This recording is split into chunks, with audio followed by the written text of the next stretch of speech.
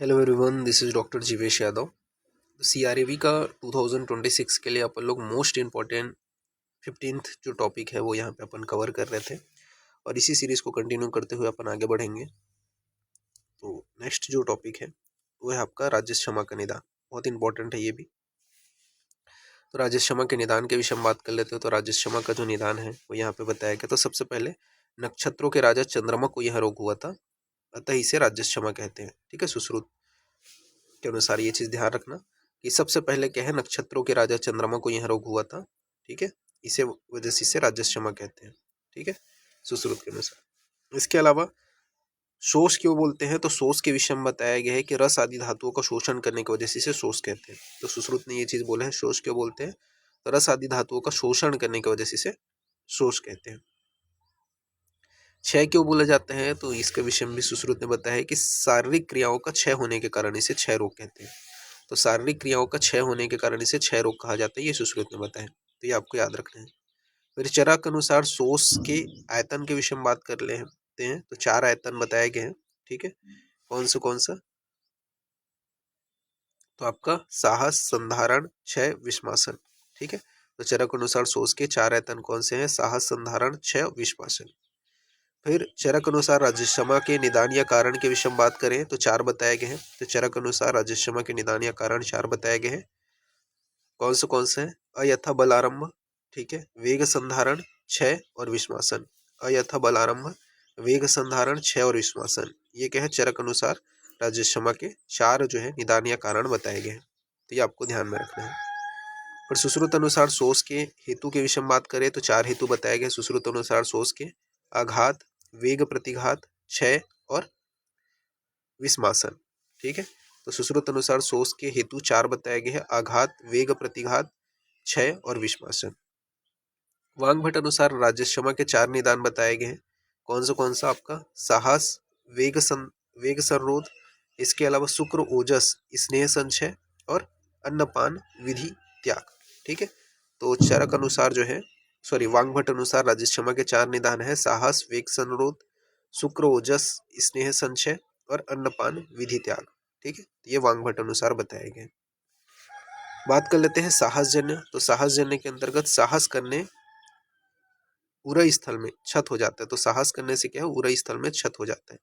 तो साहसम वर्जित कर्म रक्ष जीवितम आत्मना जीवनम ही पुरुषविष्टम कर्मणम फलानुषेध, यानी कि साहस वर्जन यानी कि त्याग करते हुए अपने भरी भी ये बोल सकते हैं भीतर की रक्षा करनी चाहिए। तो साहस का वर्जन यानी कि त्याग करते हुए अपने जो, सॉरी, ये बोल सकते हैं कि अपने से भारी जो चीजें हैं। ठीक है, साहसजन्य काम सामान्य भाषा में समझो।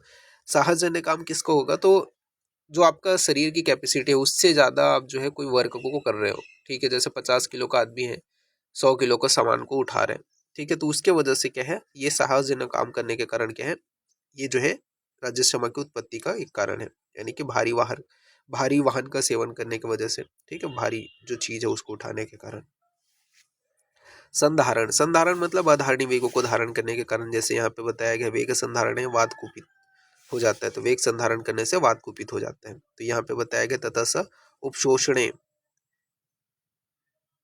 रतय रूप उपद्रव रूप दूषा शनय शनय रूप श्यंती। तो ये संधारण बताया गया। फिर योग क्षेम का प्रयोग बताया गया कि तस्मात् पुरुषे मति आत्म मनः शरीरेष्वे योग क्षेम करेशु प्रत्यय विशेषेण। ठीक है, फिर यक्षमा रोगी के विषय में बताया गया कि योग यानी कि अप्राप्त वस्तुओं का प्राप्त करना, क्षेम मतलब प्राप्त वस्तुओं की रक्षा करना के द्वारा शरीर को स्वस्थ रखना, ये क्या है, यक्षमा रोगी में बताया गया। फिर सर्वमन्य परित्यज्य शरीर अनुप्लयेत तदभावे ही भावानाम सर्वभाव शरीरिणम। ठीक है, ये जो है बताया गया, ये आप ध्यान रखना है। फिर क्षय जन्य, तो क्षय के 2 प्रकार होते हैं, रस धातु क्षय जन्य, रस धातु जन्य क्षय और शुक्र धातु जन्य क्षय। ठीक है, तो क्षय के 2 प्रकार हैं, रस धातु जन्य क्षय और शुक्र धातु जन्य क्षय। आहारस्य परम धाम शुक्र तदृश्य आत्मना क्षयो हस्य अनुरोग मरणम व निषेध, यानी कि शुक्र ही आहार का परम धाम या सर्वश्रेष्ठ परिणाम होता है। तो ये आपको ध्यान में रखना है।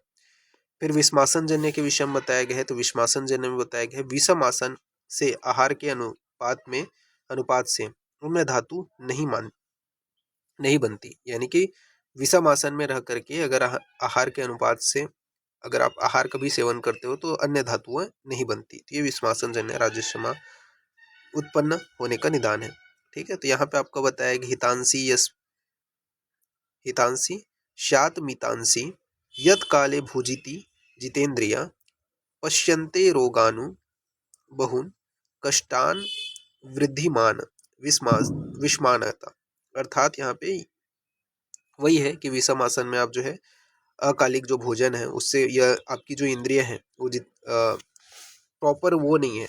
ठीक है, अकाल भोजन कर रहे हो, ठीक है, तो उसके वजह से क्या होता है, जो विषमासन वगैरह के भोजन करने के कारण जो है रजस्यमा की उत्पत्ति होती है। ये चरक ने निदान स्थान में बताया है। इसके अलावा बताया है सपुरुषेश सष्टाद द्वर्यति तस्मात् शुष्यतो विशेषण पुरुष मनुरक्षेत, यानी कि शोष से पीड़ित व्यक्ति के मल की रक्षा प्रयत्न पूर्वक करनी चाहिए। तो शोष से पीड़ित व्यक्ति है उसकी जो मल की रक्षा है वो प्रयत्न पूर्वक करना चाहिए। और क्योंकि आहार के अनुपात में अन्य धातुएं नहीं बनती, केवल मल के बल पर ही जीवित रहती है। ठीक है, तो ये याद रखना कि शोष से पीड़ित व्यक्ति के मल की रक्षा प्रयत्न पूर्वक करना चाहिए, क्योंकि आहार के अनुपात से अन्य धातुएं नहीं बनती है, केवल मल के बल पर ही जीवित रहती है। फिर पुरुष की रक्षा के विषय में बात कर लेते हैं। तो चरक ने उपस्तंभ में बताया है। ठीक है, सुश्रुत ने क्या है उपस्तंभ में बताया है, और आपका वांगभट ने क्या है अवस्तंभ में। ठीक है, तो ये चीज ध्यान में रखना। फिर बात करते हैं पुरुष रक्षा के विषय में, यहाँ पे बताया गया है। ठीक है, मतलब पुरुष रक्षा के विषय में ये चीज ध्यान रखना कि उपस्तंभ आ रहा है तो चरक बोल रहे हैं, उपस्तंभ जो है वो सुश्रुत बोल रहे हैं, और अवस्तंभ जो है वांगभट बोल रहे हैं। फिर राजस्यमा के त्रिरूप के विषय में बात कर लेते हैं। त्रिरूप राजस्यमा के विषय में, तो अंश पार्श्व अभितापस्य संतापो करपाद्यो जर संगा सर्वांगश्चेति लक्षणम राजस्यणाम। ठीक है, तो क्या होना, अंश पार्श्व में अभिताप की उत्पत्ति होना, सर्वांग ज्वर की उत्पत्ति होना, करपाद में संताप की उत्पत्ति होना, ये राजस्यमा का त्रिरूप राजस्यमा का लक्षण है। इसके अलावा रक्त स्त्राव ज्वर कास, ठीक है, ये जो है सुश्रुत ने बताया है। ठीक है, तो रक्त स्त्राव ज्वर कास ये त्रिरूप राजस्यमा के अंतर्गत आते हैं, ये सुश्रुत ने बोला है। जबकि चरक ने अंश पार्श्व अभिताप संताप करपादियो और सर्वांग ज्वर, ये जो है चरक का कथन है। फिर राजस्यमा का षड्रूप के विषय में बात कर लेते हैं। तो षड्रूप राजस्यमा के अंतर्गत आचार्य सुश्रुत ने बताया है, क्या बताया है, तो कास ज्वर श्वास स्वर भेद शोणित दर्शन और भक्त देश, ये सुश्रुत ने बोले हैं। तो कास ज्वर श्वास स्वर भेद शोणित दर्शन और भक्त द्वेष, ये सुश्रुत ने बोले हैं। जबकि चरक ने क्या बोले हैं, तो कास ज्वर पार्श्वशूल स्वर भेद अतिसार और अरुचि, ये किसने बोले हैं, तो ये आपके आचार्य चरक ने बोले हैं। तो यक्ष्मणी सड़ी मानी व कास ज्वर पार्श्वशूल स्वर वर्चो गदो अरुचि। ठीक है, तो ये आपको याद रखना है। फिर एकादश रूप के विषय में बात कर लेते हैं। तो एकादश रूप के अंतर्गत क्या क्या आता है, तो एकादश रूप में कास हो गया, ज्वर हो गया, पार्श्वशूल हो गया, स्वर भेद हो गया, अतिसार हो गया, अरुचि हो गया, ठीक है, श्वास हो गया, अंश संताप हो गया, सिराशूल हो गया, श्लेष्म छर्दन हो गया, शोणित स्टीवन हो गया, ये सभी एकादश रूप के अंतर्गत आते हैं। तो कास ज्वर पार्श्वशूल स्वर भेद अतिसार अरुचि श्वास असंताप, ठीक है, सिराशूल श्लेष्म छर्दन शोणित स्टीवन, ये सभी एकादश रूप के अंतर्गत आते हैं, ये आपको ध्यान में रखना है। फिर नेक्स्ट अपन आगे बढ़ते हैं। तो चरक ने क्या बताया है, तो चरक ने यहाँ पे आपका श्लेष्म छर्दन श्वास कंठोध्वंस चरक ने यहाँ पे श्लेष्म छर्दन और श्वास बताया है, जबकि सुश्रुत ने कंठोध्वंस और दह बताया है। ठीक है, तो ये आपको ध्यान में रखना है। वांगभट ने क्या बताया है, तो एकादश रूप के अंतर्गत वांगभट ने कास श्वास, ठीक है, कास ज्वर, इसके अलावा श्वास पार्श्वशूल स्वर रुजा अरुचि अतिसार यानी कि विड़भ्रंश अंश रुजा सिरोरुजा वमन और विड़शोष, ये जो है वांगभट ने बताया है। तो कास ज्वर पार्श्वशूल स्वर रुजा अरुचि, अतिसार मतलब विड़भ्रंश, ठीक है, श्वास, अंसरुजा, शिरोरुजा, वमन, विड़शोष, ये वांगभट ने बताया। पूर्व रूप के विषय में बात कर लेते हैं। तो इसके पूर्व रूप के अंतर्गत प्रतिशाय आते हैं, ठीक है, छौथु छौथु भीक्षणम हो गया, ठीक है, राज्यक्षमा के पूर्व रूप में प्रतिशाय, छौथु की उत्पत्ति होना, श्लेष्म प्रसेक का होना, मुखस्य पादयश्च शोप, ठीक है, तो मुख और पाद में शोप की उत्पत्ति का होना, अक्षणो श्वेताभास च अतिमात्रता, तो अक्षी का यानी कि आंखों का श्वेत वर्ण युक्त होना, बहस्य प्रमाण, ठीक है, बहस्य प्रमाण जिज्ञासा, ठीक है, इसके अलावा विभत्स दर्शन का होना, काय का, स्त्री कामता का होना, ये सभी पूर्व रूप के अंतर्गत आते हैं। फिर राजक्षमा के पूर्व रूप में यहाँ पे आपका बताया गया है अष्टांग हृदय के अनुसार, रूपम भविष्यस्य प्रतिशाय भृशम क्षया, ठीक है, तो ये चीज याद रखना कि राजक्षमा के पूर्व रूप में क्या बताएगा, रूपम भवितस्य प्रतिशाय भृशम क्षया, ये जो है पूर्व रूप में बताया गया है। साध्यता असाध्यता के विषय में बात कर लेते हैं। तो साध्यता असाध्यता में बताया गया है कि रोगी के बल, मांस और रक्त क्षीण न हुए हो तथा शारीरिक शरीर बलवान हो, अरिष्ट लक्षण उत्पन्न न हुआ हो तो साध्य होता है। तो साध्यता साध्यता के अंतर्गत बताया गया है कि रोगी का बल, मांस और रक्त क्षीण न हुआ हो, शरीर बलवान हो, अरिष्ट लक्षण उत्पन्न न हुआ हो तो जो है वो साध्य होगा। इसके अलावा असाध्य कब होगा, तो असाध्य में बताया गया कि रोगी जो है वो दुर्बल हो, बलहीन हो, मांस और रक्त की न्यूनता वाला हो तथा लक्षण अल्प होने पर वह असाध्य होता है। तो रोगी जो है दुर्बल हो, बलहीन हो, मांस और रक्त की शून्यता वाला हो, लक्षण अल्प हो, ठीक है, तो वो असाध्य होगा। फिर शोष की कृच्छता के विषय में बात कर लेते हैं। तो शोष के चारों कारण से वात, पित्त, कफ प्रकोपित होने लगते हैं और शरीर को सुखाने लगते हैं। तो शोष के चारों कारणों की वजह से वात, पित्त, कफ और कुपित होने लगते हैं और शरीर को क्या है, सुखाने लगते हैं। फिर इसके बाद में यहाँ पे बताया है सर्व रोगाणाम कष्टत्वात् राजर्षणानाम अचक्षते विषम, ठीक है, तो ये यहाँ पे बताया गया है। फिर राजस्षमा की चिकित्सा के विषय में बात कर लेते हैं। तो राजस्षमा की चिकित्सा के विषय में बताया गया है कि सबसे पहले नक्षत्रों के राजा चंद्रमा को यह रोग हुआ था, अतः इसे राजस्षमा रोग कहते हैं। पर्याय क्या है, तो पर्याय में वही है कि क्रोध हो गया, यक्षमा हो गया, ज्वर हो गया, रोग हो गया, दुख हो गया, ये सभी इसके पर्याय हैं चरक के अनुसार। वांगभटनी से शोष, क्षय, राजस्षमा, रोग, राट, ये जो है आचार्य वांगभट के अनुसार पर्याय है। चरक ने क्रोध को राजस्षमा का ही पर्याय माना है, लेकिन वांगभट ने ज्वर का माना है। तो ये इंपॉर्टेंट पॉइंट है, याद रखना कि चरक ने क्रोध को राजस्षमा का पर्याय माना है, लेकिन वांगभट ने ज्वर का माना है। फिर चरक ने रोगराट को ज्वर का पर्याय माना है, लेकिन वांगभट ने राजस्षमा को माना है। तो चरक ने रोगराट को ज्वर का पर्याय माना है, लेकिन वांगभट ने राजस्षमा का माना है। तो ये चीज ध्यान में रखना। फिर राजस्षमा के निदान के विषय में बात कर लेते हैं। तो अयथा बलारंभ, वेग संधारण, क्षय, ठीक है, यक्षणानाम कारण विद्या चतुर्थ विषमाशनम, ठीक है, तो ये जो है राजस्षमा का निदान है। अयथा बलारंभ, वेग संधारण, क्षय, ठीक है, विषमासन, ये राजस्षमा का निदान है।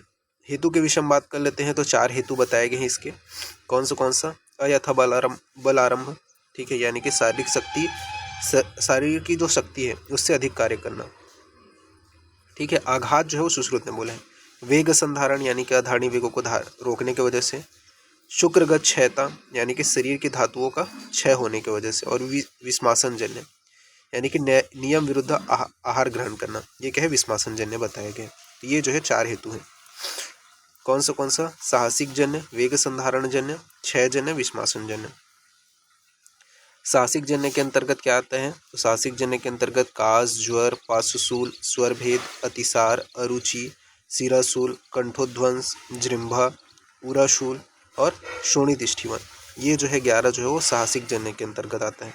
तो कास, ज्वर, पार्श्वशूल, स्वरभेद, अतिसार, अरुचि, सिराशूल, कंठोध्वंस, जृंभा, उराशूल, शोणितिष्ठिवन, ये क्या है, साहसिक जन है। वेग संधारण के अंतर्गत कौन से हैं, तो कास, ज्वर, पार्श्वशूल, स्वरभेद, अतिसार, अरुचि, सिराशूल, इसके अलावा अंसवमर्दन, ठीक है, अंगमर्दन, प्रतिशाय, वमन, ठीक है, ये वेग संधारण के अंतर्गत आते हैं। फिर क्षय जन्य के अंतर्गत क्या है, तो कास, ज्वर, पार्श्वशूल, ठीक है, याद रखना स्वर क्षय है, ठीक है, जबकि अभी तक स्वर भेद था। इसके अलावा अतिसार हो गया, अरुचि हो गया, ठीक है, शिराशूल हो गया, यहाँ पे असंताप है, ठीक है, अंगमर्द हो गया, प्रतिशय हो गया और आपका श्वास, ये क्या है आपका क्षय जन्य के अंतर्गत आता है। विस्मासन जन्य के अंतर्गत कास, ज्वर, पार्श्वशूल, स्वर भेद, रक्त वमन का होना, अरुचि का होना, शिराशूल का होना, असंताप का होना, प्रशेक का होना, प्रतिशय तथा वमन, ये सभी क्या है विस्मासन जन्य के अंतर्गत आते हैं। तो ये आपको ध्यान में रखना है। फिर राजस्षमा के पूर्व रूप के विषय में बताया गया है। क्या बताया गया है? पूर्व रूपम प्रतिशय दौर्बल्य दोष दर्शनम, स्त्री मध्य मास प्रियता, प्रियता चवगूठने, प्रायो अन्नपान, केशानाम नखानाम च विवर्धनम, तस्मात् पुरुषम संरक्ष्ये विशेषाजभिक्षणम सर्वधातुस्तस्य बलतस्य ही विड़बलम। अर्थात राज्यसमा से पीड़ित व्यक्ति के बल की रक्षा यत्न पूर्वक करनी चाहिए। तो राज्यसमा से जो पीड़ित व्यक्ति है उसके बल की रक्षा जो है यत्न पूर्वक करना चाहिए, क्योंकि आहार के अनुपात से अन्य धातु नहीं बनते, केवल मल के बल पर ही जीवित रहते हैं। ठीक है, तो राज्यसमा से पीड़ित व्यक्ति के मल की जो रक्षा है वो यत्न पूर्वक करना चाहिए, क्योंकि आहार के अनुपात से अन्य धातुएं नहीं बनते, केवल मल के बल पर ही जीवित रहता है। ठीक है, तो ये चीज़ ध्यान में रखना है। फिर त्रिविध रूप के अंतर्गत क्या आता है? तो त्रिविध रूप के अंतर्गत अंश पार्श्व भितापश्य संताप कर्पादियो ज्वरस सर्वांगश्चेति लक्षणाम राजस्षमा। तो वही है अंश पार्श्व में अभिताप की उत्पत्ति होना, संताप, कर्पादियो। ठीक है, तो ये जो है आपका क्या है त्रिविध रूप के अंतर्गत आता है। ठीक है, सर्वांग ज्वर का होना, जबकि कश्यप ने त्रिरूप जो राजस्षमा उसका वर्णन नहीं किया है। तो ये चीज़ ध्यान रखना है कि कश्यप आचार्य जो कश्यप उन्होंने त्रिरूप राजस्षमा का वर्णन किया है। ठीक है, भोज ने वर्णन किए हैं। ठीक है, सुश्रुत ने क्या बोले हैं? तो ज्वर त्रिरूप राजस्षमा में तो ज्वर, रक्त स्त्राव और कास, ये सुश्रुत ने बोले हैं, जबकि भोज ने ज्वर, रक्त पित्त और कास, ये जो है त्रिरूप राजस्षमा में माना है भोज ने। पर षड्रूप के विषय में बात कर लेते हैं। तो षड्रूप राजस्षमा के अंतर्गत यक्ष यहाँ पे बताया गया यक्ष्मी नाम सड़ीमानी व कासो ज्वर पार्श्वशूल स्वर वर्चो गदो अरुचि। ठीक है, तो क्या क्या होना? षड्रूप राजस्षमा के अंतर्गत कास की उत्पत्ति होना, ज्वर की उत्पत्ति होना, पार्श्वशूल की उत्पत्ति होना, स्वर भेद का होना, अतिसार होना, अरुचि का होना, ये सभी जो है आपका षड्रूप राजस्षमा के अंतर्गत आते हैं। जबकि सुश्रुत ने क्या क्या बताया? तो सुश्रुत के अनुसार कास, ज्वर, श्वास, स्वर भेद, ठीक है, शोणित दर्शन और भक्त द्वेष, ये सुश्रुत ने बताया है षड्रूप में। तो ये आपको ध्यान में रखना है। फिर राजस्षमा में कास का स्वरूप जो है वो अपन बात करते हैं। तो राजस्षमा में कास का स्वरूप बताया गया कि पिच्छिल बहल हरित श्वेत पित्तकम। तो पिच्छिल बहल हरित श्वेत पित्तकम, ये जो है कास का स्वरूप बताया गया। फिर एकादश रूप के अंतर्गत बात करें राजस्षमा के, तो राजस्षमा के एकादश रूप में क्या क्या आता है? तो आपका कास हो गया, ज्वर हो गया, पार्श्वशूल हो गया, स्वर भेद हो गया, अतिसार हो गया, अरुचि हो गया, श्वास हो गया, अंश संताप हो गया, शिराशूल हो गया, श्लेष्म छर्दन हो गया, शोणित स्टीवन हो गया, ये एकादश रूप में आता है। तो कास, ज्वर, पार्श्वशूल, स्वर भेद, अतिसार, अरुचि, श्वास, असंताप, शिराशूल, श्लेष्म छर्दन, शोणित स्टीवन, ये एकादश रूप में आते हैं। सुश्रुत ने एकादश रूप में चरकोक्त जो है श्लेष्म छर्दन श्वास के स्थान पे कंठोध्वंस दह माना है। ठीक है, तो ये चीज़ याद रखना, सुश्रुत ने एकादश रूप में चरकोक्त जो आपका श्लेष्म छर्दन के साथ साथ श्वास के स्थान पे कंठोध्वंस व दह को माना है। फिर वांग भट्ट ने एकादश रूपों में चरकोक्त जो आपका तिसार है, शोणित स्टीवन है, उसके स्थान पे विड़भ्रम व विड़ शोष को माना है। ठीक है, तो वांग भट्ट ने एकादश रूप में चरकोक्त जो अतिसार है, शोणित स्टीवन है, उसके स्थान पर विड़भ्रंश व विड़ शोष माना है। तो ये आपको ध्यान में रखना है। राजस्षमा की साध्यता के विषय में बात कर लेते हैं। तो राजस्षमा की साध्यता में बोला गया है कि रोगी के बल, मांस और रक्त क्षीण न हुआ हो तथा शरीर बलवान हो, अरिष्ट लक्षण उत्पन्न न हुआ हो, तो ऐसा राजस्षमा जो है वो साध्य होता है। तो रोगी का बल, मांस और रक्त क्षीण न हुआ हो, शरीर बलवान हो, अरिष्ट लक्षण उत्पन्न न हुआ हो, तो वो जो है साध्य होगा। असाध्य कौन सा होगा? तो रोगी दुर्बल हो, बलहीन हो, मांस रक्त की शून्यता वाला हो तथा लक्षण अल्प रहने वाला हो, तो वो असाध्य होते हैं। तो रोगी दुर्बल हो, बलहीन हो, मांस रक्त की शून्यता वाला हो, लक्ष्य, इसके अलावा आपका क्या है, लक्षण अल्प हो, अल्प रहने वाला हो, तो वो क्या है, असाध्य होते हैं। फिर राजेश शर्मा की चिकित्सा सूत्र के विषय में बात कर लेते हैं। तो राजेश शर्मा के चिकित्सा सूत्र बताए गए हैं। सर्व त्रिदोष जो यक्षमा दोषाणाम तो बलाबलम, यानी कि सभी प्रकार के राजेश शर्मा जो है त्रिदोषज होते हैं, अतः दोषों के बलाबल का विचार करके चिकित्सा करनी चाहिए। फिर राजेश शर्मा में जो है बताया गया है, राजेश शर्मा में नाड़ी, उपनह, स्वेद, प्रदेह, प्रलेप व नस्य का प्रयोग करते हैं। तो राजेश शर्मा में नाड़ी, स्वेद, उपनह, स्वेद, प्रलेप, नस्य इनका प्रयोग किया जाता है। व्रीहण के विषय में बताया गया है कि व्रीहण जो है अजामास जो है वो व्रीहण कारक होता है, ठीक है, जबकि सुश्रुत ने जो है प्रसव वर्ग की प्राणियों का जो मांस है उसे व्रीहण कारक बताया है।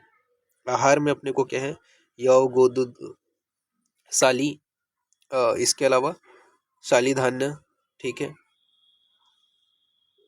मूलक तथा कुलत्थ यूष का प्रयोग करना है। तो आहार में यव, गोधूम, शाली धान्य तथा मूलक व कुलत्थ यूष का प्रयोग करना है। पेय पदार्थ में वारुणी मध्य का, तो वारुणी मध्य का ऊपर का स्वच्छ जो भाग है उसका प्रयोग करना है। माध्विक हो गया तथा पंचमूल साधित जो जल है उसका प्रयोग करना है पेय पदार्थ में। जो स्वस्थ व्यक्ति की वारुणी मध्य सर्वदा पीता है उसे राजश्रमा रोग नहीं हो सकता, ये चरक ने बोला। तो जो स्वस्थ व्यक्ति वारुणी मध्य सर्वदा पीता है उसे राजश्रमा रोग नहीं हो सकता, ये चरक ने बोला है।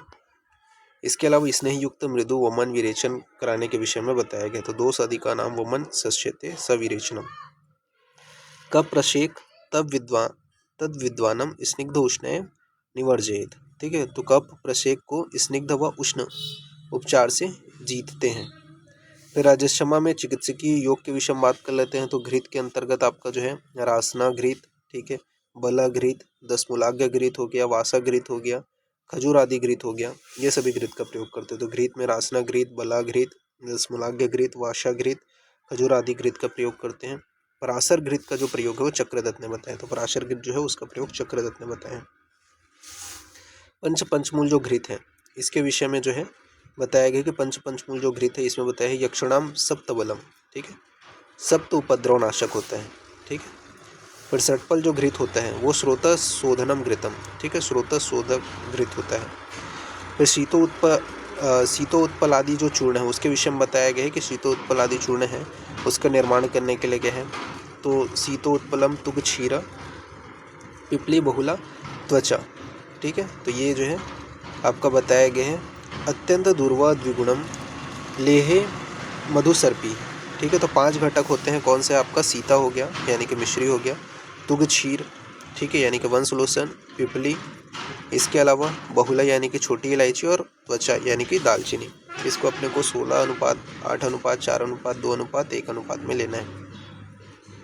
इसका उपयोग कहाँ पे किया जाता है, तो श्वास, कास, पार्श्वशूल, कपज विकार, सुप्त जीवा हो गया, अरोचक हो गया, अल्पाग्नि हो गया, पार्श्वशूल हो गया, इनमें इसका उपयोग करते हैं। फिर शीतोत्पल आदि चूर्ण के विषय में बात कर लेते हैं। तो शीतोत्पल आदि जो चूर्ण है वो आर्द्रकाश में उपयोग किया जाते हैं। सुप्त जीवा, अरोचक, अल्पाग्नि, पार्श्वशूल में इसका प्रयोग करते हैं। तालिस आदि जो चूर्ण है उसको शुष्क काश में प्रयोग करते हैं। मूढ़वात अनुलोमन में इसका प्रयोग किया जाता है। वांग भट्ट के चरकोक्त शीतोत्पल आदि जो चूर्ण है उसके स्थान पे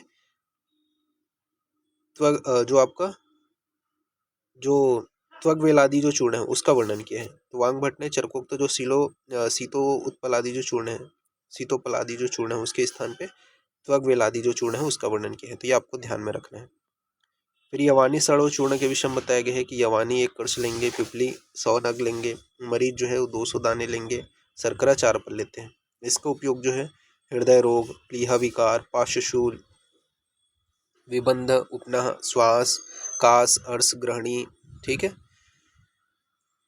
इन सभी रोगों को नाश करने के लिए इसका प्रयोग किया जाता है। फिर नेक्स्ट है आपका तालिस आदि चूर्ण। तो तालिस आदि चूर्ण में आपका क्या होता है, तो तालिस आदि चूर्ण में तालिस पत्र, मरीच, नागकेशर, ठीक है, पिपली, यथोत्तर भाग वृद्धम, त्वग्वेला च अर्धभागितम, पिपल्या अष्टगुणम चात्र प्रदेह शीत शर्करा कास श्वास अरुचि हरम तच्चूर्णम दीपनम परम, ठीक है। तो 8 घटक बताए गए हैं। तालिस पत्र 1 भाग, मरीच 2 भाग, शुंठी 3 भाग, पिपली 5 भाग, वंशलुज, मतलब ये एक एक करके अपने को बढ़ाते जाना है। त्वग एला तथा तालिस पत्र से आधी मात्रा में, चीनी पिपली से 8 गुना मात्रा में अपने को लेना है। इसका उपयोग कहाँ पे करते हैं, तो ये जो है तालिश आदि चूर्ण का प्रयोग कास, श्वास, अरुचि, ठीक है, पांडु हो गया, ग्रहणी हो गया, ठीक है, प्लीहा, ज्वर, इनमें प्रयोग किया जाता है। फिर जुगुत्सु चिकित्सा के विषय में बताया गया है कि राजश्रम में जुगुत्सु चिकित्सा का विधान बतलाया गया है, जिसमें क्या करते हैं अपन, उदाहरण के लिए आपका गृधा, उल्लू, नीलकंठ का जो मांस है उसको मोर का मांस कह करके खिलाएंगे, कौवे का जो मांस है उसे तीतर का मांस कह करके खिलाते हैं। तो इस प्रकार की जुगुत्सु चिकित्सा का विधान है। वैदेही चिकित्सा किसको बोलते हैं, तो राजश्रमा में वैदेही चिकित्सा का उल्लेख किया गया है। राजश्रमा के रोगी में बल मांस की वृद्धि के लिए छद क्षीण चिकित्सा में उपदेशित जो पथ्य है उसका उपयोग करना चाहिए। तो ये क्या है, वैदिक चिकित्सा कहलाता है। तो इसको आपको ध्यान में रखना है। इस प्रकार से ये जो है आपका यहाँ पे फिनिश होता है। नेक्स्ट क्लास में अपन आगे कंटिन्यूएशन करेंगे। तो अभी के लिए इतना ही। Thank you.